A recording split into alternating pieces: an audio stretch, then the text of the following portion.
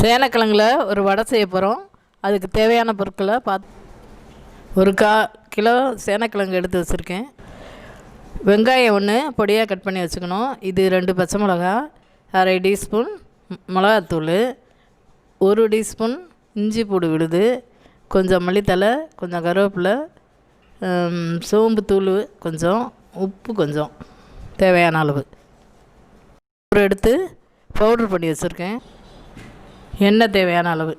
ஒரு பாத்திரத்தை அடுப்பில் வச்சு சேனக்கிழங்கு வேக வைக்கிறதுக்கு கொஞ்சம் தண்ணி ஊற்றிக்குவோம்.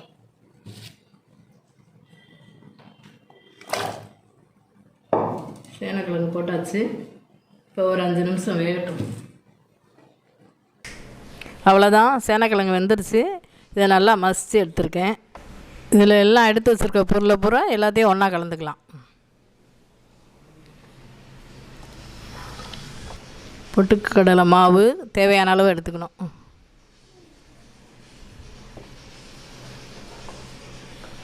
இதை பச்சையாகவே அரைச்சி செய்யலாம், ஆனால் நாக்கில் அரிப்பு எடுக்கும்.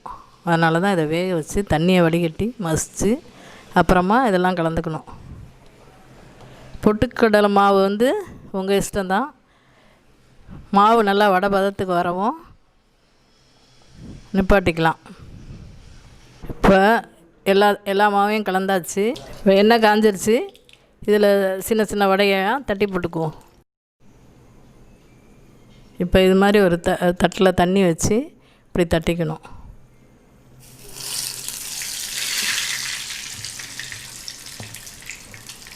உங்களுக்கு பிளாஸ்டிக் கவர் இருந்தால் கூட வச்சு தட்டிங்க.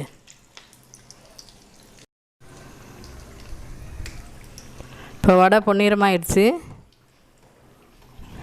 எடுத்துக்கலாம்.